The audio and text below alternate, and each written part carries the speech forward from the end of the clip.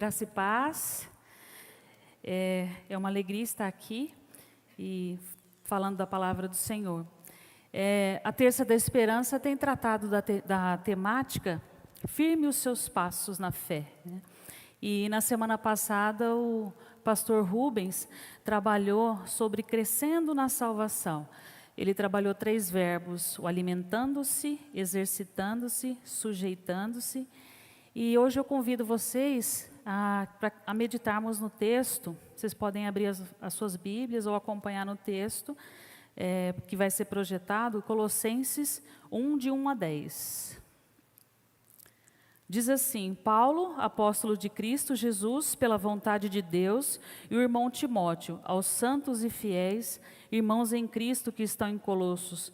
A vocês, graça e paz da parte de Deus, nosso Pai, e do Senhor Jesus Cristo.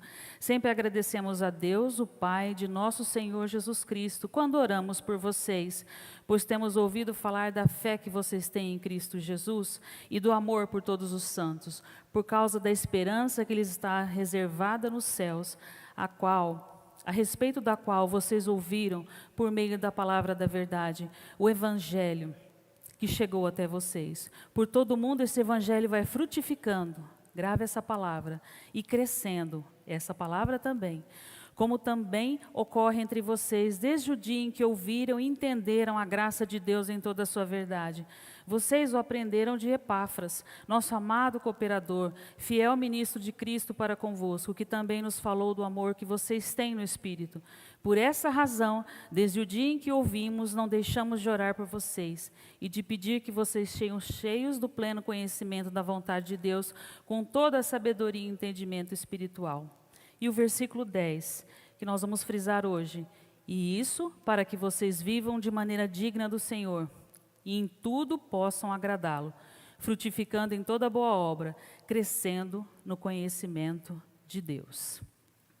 Essa epístola, entre as 13 que são de autoria do apóstolo Paulo, ela trata de Cristo como cabeça da igreja. Paulo provavelmente estava preso na prisão em Roma e provavelmente estava no fim da sua vida. E a essência dessa epístola fala muito sobre... Paulo incentiva os colossenses a continuarem fiéis, construindo a sua fé em um alicerce seguro, com vigilância, não crendo em ensinamentos de qualquer pessoa. O que estava acontecendo naquela época, existia uma filosofia, né, uma ideia, uma mistura entre a religião e a filosofia, chamada de gnosticismo. Eram os gnósticos, e isso estava influenciando na época a igreja. Se nós fôssemos pegar para o nosso tempo hoje, tem muito mais coisas e tantas coisas que podem nos influenciar e mudar a nossa mentalidade e corromper muitas vezes o que nós pensamos. Então Paulo afirma aos irmãos de Colossos que nunca parou de orar por eles, diz o texto, desde que soube, por meio de Epáfras, esse nome é citado no texto, do amor que eles tinham recebido do Espírito Santo e da maneira como eles tinham recebido a mensagem da verdade. Então Paulo fala com muito carinho para esses irmãos. E essa forma de orar pela igreja é comum nas cartas de Paulo. Uma das cartas que não tem essa estrutura é a de Gálatas, mas as outras todas têm essa estrutura, que recebe, então, a igreja recebe elogios e oração por parte do apóstolo Paulo. Então, nos versículos hoje, Paulo, ele faz, nesse texto que nós vamos trabalhar hoje, principalmente no versículo 10, ele faz um pedido um tanto estranho para eles. Ele pede que Deus os encha, né, os cristãos de Colosso, com o conhecimento da vontade divina. Por que eu falo estranho? Porque ele começa elogiando e fala na realidade do conhecimento que eles tinham, da forma como eles tinham aceitado a palavra e como eles viviam. O texto fala: temos ouvido falar da fé que vocês têm em Jesus Cristo. Nos falou do amor que vocês têm no Espírito. Ou seja, eles tinham conhecimento do plano de Deus de salvar a humanidade através de Jesus Cristo. E aí, Paulo então trabalha a questão de conhecimento e de sabedoria, e a compreensão, então, que vem através do Espírito Santo. E nós podemos ver aqui a consequência desse processo. Quanto mais o cristão vai conhecendo a Deus, mais ele vai vivendo de maneira que agrada a Deus, praticando boas ações. E quanto mais ele pratica, como fruto desse conhecimento que ele adquiriu de Deus, mais ele vai crescendo no conhecimento de Deus. Em outras palavras, ele trabalha então conhecimento e a prática das obras. Em função disso, eu gostaria de trabalhar então com vocês, dentro da temática de firme os seus passos na fé, o seguinte tema: crescendo no conhecimento e frutificando em obras. Dentro desse tema, crescendo no conhecimento e frutificando em obras, um primeiro ponto que eu gostaria de trabalhar com vocês são as raízes. Nas raízes. O texto fala de viver e andar. Dá uma ideia aí de continuidade. Ele fala assim, vivendo de maneira digna. Então eu queria que vocês pensassem comigo agora numa árvore frutífera, numa fruteira, né? E essa fruteira carregada de frutos. Você pode pensar, mas nós estamos no outono, né? Tem frutíferas carregadas? Tem várias frutíferas que produzem nessa época. O vivendo aí dá uma noção de continuidade, como eu disse. O crescimento radicular, ele tem que ser saudável e de qualidade. E a questão da palavra digno aí é de forma agradável. Então, qual é o papel da raiz? A raiz ela tem um papel fundamental no desenvolvimento, na sanidade e na produtividade. Esse é um grande papel da raiz. Ela absorve o que é essencial. Nós temos muito que aprender com a raiz, né? Absorver o que realmente é essencial. O sistema radicular, ninguém vê, correto? Está lá numa cova, o solo cobriu, né? Ninguém vê. O crescimento, ele ocorre em profundidade e lateralmente. Em profundidade, algumas árvores têm aquele sistema radicular que nós chamamos de pivotante, que é aquele raiz que forma um pivô e ela cresce em profundidade, buscando grandes profundidades. Nisso, ela está se estruturando, montando todo o seu suporte, e nós temos as raízes que nós chamamos de fasciculadas ou ramificadas. Essas raízes vão crescer de forma lateral. Elas não são responsáveis pela sustentação, mas elas têm várias raízes menores, que são as radicelas, elas são essenciais para a nutrição da planta. O verdadeiro conhecimento da vontade de Deus é inseparável, no sentido de andar de acordo com ela. Então, quando nós falamos da nossa vida cristã, nós estamos falando de uma vida cristã que é santa e útil. Paulo fala lá em Efésios 4:1, como prisioneiro do Senhor eu rogo-lhes que vivam de maneira digna da vocação que vocês receberam. Que maneira é essa que nós estamos falando? É uma vida decente, é uma vida que imita Cristo, que honra Cristo, que reflete Cristo com obediência e atitude. Nós devemos, então, prestar atenção no que essa palavra nos mostra. De modo digno, significa conservar a cabeça sábia, os pés firmes. Nós estamos falando de firmar os pés e as mãos ocupadas com a palavra de Deus, fortes e alegres. É o que o texto fala nos versículos de 9 a 11. Nós devemos prestar atenção e regular todo o nosso curso da nossa vida e fugirmos de todas as inclinações da carne. O que eu quero dizer então com vida digna de Deus? O que seria essa vida digna? É uma vida que deixa de lado as opiniões dos homens. Em suma, ela deixa toda a inclinação da carne e ela se sujeita totalmente a Deus. O objetivo aqui, nessa escola que é a nossa vida, que é a escola de Deus, é sermos proficientes. O que significa ser proficiente? Você é proficiente talvez numa língua, você é competente, você é capacitado, você é habilidoso. Então fala em andarmos de forma digna, com raízes profundas, com raízes que estão prontas para absorver. E isso para se manifestar na nossa vida, que nós não fomos ensinados por Deus em vão. Uma vida que está em constante desenvolvimento, uma vida que cresce no conhecimento de Deus. Nisso eu gostaria de trabalhar o segundo ponto, que é o desenvolvimento. Falamos de raízes, agora essa planta vai crescer, ela vai se desenvolver. E é crescer no conhecimento de Deus, aumentando, crescendo. Na fase de desenvolvimento, ocorrem brotações, nós temos gemas vegetativas se desenvolvendo. E o metabolismo da planta muda, porque há um sinal fisiológico ali para crescimento. Crescimento no conhecimento de Deus, ou como nos manuscritos diz, no pleno conhecimento de Deus. Tem uma tradução, a Almeida Revista Atualizada da Bíblia, fala sobre o conhecimento pleno de Deus. Isso envolve crescimento. Crescimento envolve diferenciação, mudanças qualitativas e quantitativas na nossa vida. Eu vou repetir. Crescimento envolve diferenciação. Diferenciação, mudanças qualitativas e quantitativas na nossa vida. Com a admoestação também ela nos prepara, nos conduz então pela mão a um desejo de sermos proficientes. O desejo de sermos proficientes em ouvir a palavra de Deus, crescer e sermos ensináveis. Voltando para essa igreja de Colosso, é uma igreja que abraçou a palavra, conhecia a palavra, sabia bem o que ela queria.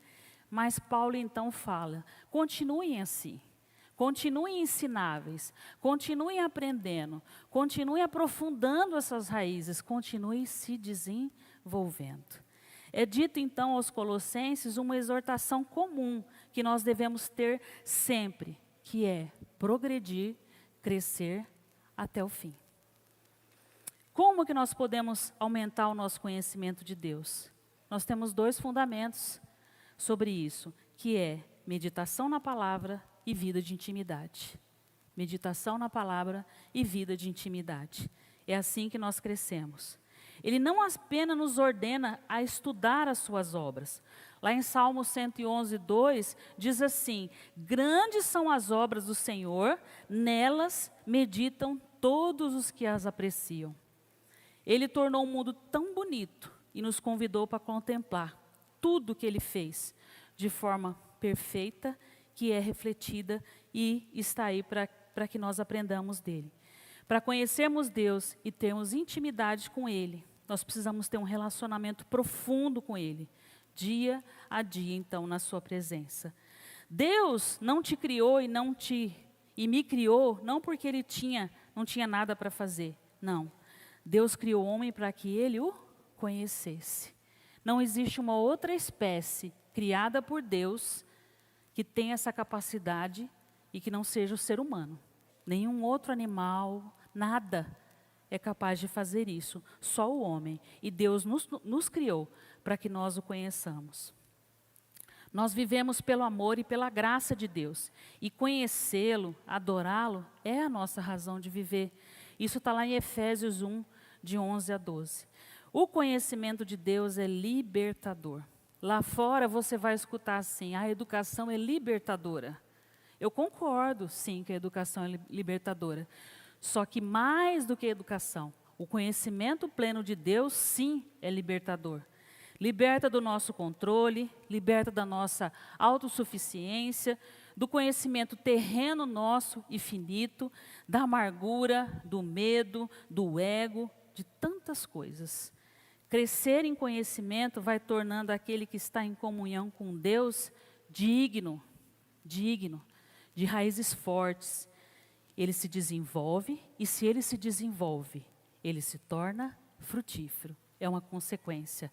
Raízes fortes, raízes profundas, raízes que crescem nas laterais, que buscam nutrientes, que se desenvolvem. Não tem como essa planta não ser frutífera. E o terceiro ponto, então, é a frutificação. Essa frutificação, nós estamos trabalhando na frutificação em toda boa obra, é o que o texto fala. Paulo aqui está dizendo que o conhecimento da vontade de Deus não é algo que a gente adquire de uma só vez. Não é um combo fechado. A palavra no grego aqui, o frutificando, quer dizer dando fruto. É constantemente frutificando. É um processo, é uma preparação. Envolve gasto de energia. Vocês sabiam que a planta gasta energia para produzir? E quando ela termina a sua produção, ela entra numa exaustão. E ela precisa ser adubada novamente, podada, ela entra num repouso, num período para voltar a produzir novamente. Nós entramos então essa planta entra em produção de gemas reprodutivas. E no desenvolvimento ela estava em gemas vegetativas. Agora há um outro sinal para a produção de gemas reprodutivas. É o início da produção de frutos. E a produção ela funciona assim, graficamente falando, tem um início da produção, ela sobe, chega num pico, num platô, entra em produção, continua e depois ela decresce. Nesse decréscimo, ela para então para acumular reservas. O que seria esse acumular reservas na nossa vida? Sempre aprendendo, sempre buscando, sempre querendo conhecer mais e frutificar novamente. Esse é o ciclo, esse é o ciclo. Ser frutífero em toda boa obra. Esta é a maneira pelo qual nós devemos andar dignos do Senhor e agradá-lo. Olha o que João 15:8 diz. Meu Pai é glorificado pelo fato de vocês darem muito fruto, e assim vocês serão meus discípulos. Nós estamos lembrando da temática dos domingos, né? E do ano que a igreja está falando sobre fazer discípulos. São os frutos que Deus exige de nós. Frutificação é um ótimo mecanismo dispersor de sementes. Olha que lindo. Quem frutifica ainda distribui, dispersa sementes. E o mais lindo ainda da frutificação, forma outros para frutificar. Ensina outros a frutificar. Não fica só com os frutos para si, mas ensina outros, forma outros. Esse é um processo e ele vai fazendo com que o cristão viva como Deus quer que ele viva, fazendo coisas que o agradam. Mesmo uma boa obra pode ser prejudicada e infrutífera se ela for feita de maneira inadequada, fora da época, ou de forma que entristece o Espírito Santo. Em Efésios 2:10 diz assim, somos criação de Deus, realizada em Cristo Jesus para fazermos boas obras, as quais Deus preparou de antemão para que nós as praticássemos. Vocês farão coisas boas, que é uma forma diferente de dizer praticar boas obras que Deus, de antemão, preparou para que eles andassem nelas. Tiago também fala nisso, que a fé, por si só, se não for acompanhada de obras, ela está morta. Todos os tipos de obras, mas de boas obras. E que obras são essas? Obras que Deus nos confia. As boas obras que Deus nos confia. É assim que nós caminhamos, como uma árvore frutífera, que enraiza, que cresce, que se desenvolve. E ela vai se desenvolvendo no conhecimento e frutificando em obras. Nas raízes, viva e ande de maneira digna. No desenvolvimento, cresça no conhecimento de Deus. E na frutificação, em toda boa obra. Amém? Essa é a graça de Deus. E ela se revela a nós de forma tão tremenda que ela nos capacita a agradar a Deus nesse processo. E isso, com a nossa comunhão com Deus, nos faz crescer dia a dia, firmando as nossas raízes em pleno desenvolvimento e frutificando e dando frutos e frutos que permaneçam. Amém? Vamos ficar de pé.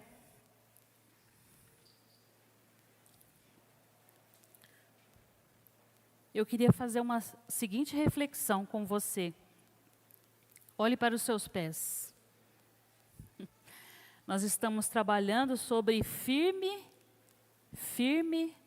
os seus pés. E eu gostaria que você pensasse, como tem sido a sua vida de andar em comunhão com Deus, fazendo o que agrada a Deus. E pensando um pouquinho nas suas experiências, naquele meio ano de pandemia, de agosto para cá, e esses meses agora, iniciais desse ano, como você avalia as suas raízes, o seu crescimento e a sua frutificação? Você tem tido boas raízes? Sua raiz é só pivotante? É só para te sustentar e seguir a vida? Ou você tem desenvolvido raízes para buscar o que é essencial? Você tem crescido? Andado com Deus em crescimento? Você tem buscado a sua palavra? Você tem buscado para conhecer Deus dia a dia? E mais profundo ainda, você tem frutificado?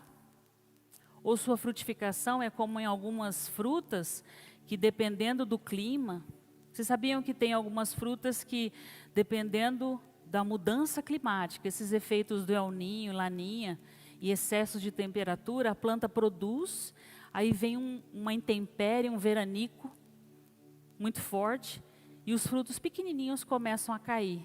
E você olha na plantação, principalmente em citros acontece isso, você olha na plantação e tem várias frutas caídas no chão. Elas não aguentaram as intempéries, elas não aguentaram as mudanças do nosso clima. Se Paulo escrevesse uma carta para você, o que ele diria do seu progresso? Para mim e para você, se Paulo escrevesse uma carta, endereçando agora a Sílvia, endereçando a você, meu irmão, o que ele falaria? Vocês viram que ele falou sobre Colossos, sobre os colossenses. O que ele faria ao ver a sua vida? Como ele diria que estaria o seu progresso? Amém? Se essa palavra falou ao seu coração, e se você sente que nas suas raízes, ou no seu crescimento e na sua frutificação, há problemas, coloque a mão aí no seu coração. E nós vamos orar, pedindo para o Senhor trabalhar a sua vida, porque quem dá o crescimento é o Senhor. E tem tantas passagens, eu lembrei daquela do semeador, do parábola do semeador, que fala da semente que cai num solo pedregoso, né? E as raízes, não fala sobre raízes ali também, as raízes, né? Tudo tem a ver com raízes. E tem uns dois dias que eu só vejo o texto de raízes e falo, Deus tem falado comigo sobre raízes, é justamente quando a gente vai falar sobre o assunto, né? E como é importante a gente pensar e repensar sobre as nossas raízes, o nosso crescimento e a nossa frutificação. Vamos orar? Pai, nós te pedimos, ó Deus, neste momento, Pai, que a palavra, Senhor Deus, que foi trazida aos colossenses ali, Pai, uma igreja que era uma igreja dinâmica, era uma igreja que estava andando de forma correta. Ó Deus, mas que Paulo mesmo assim exorta aquela igreja, fala àquela igreja para que eles continuem prosseguindo, crescendo, se desenvolvendo e frutificando em toda boa obra. Eu te peço, Senhor, para cada um que está aqui, que colocou as mãos no seu coração e reconhece que precisa mudar, que precisa enraizar, que precisa de estímulos para o enraizamento, que precisa buscar, que precisa crescer, que precisa se desenvolver na sua palavra, porque quer produzir frutos e quer que outros sejam incentivados pelos frutos que estão produzindo. Pai, seja assim na vida daqueles que foram sinceros contigo, Pai, e disseram que querem, através dito isso, Pai, firmar os seus pés, crescendo na palavra e frutificando em boas obras. Amém.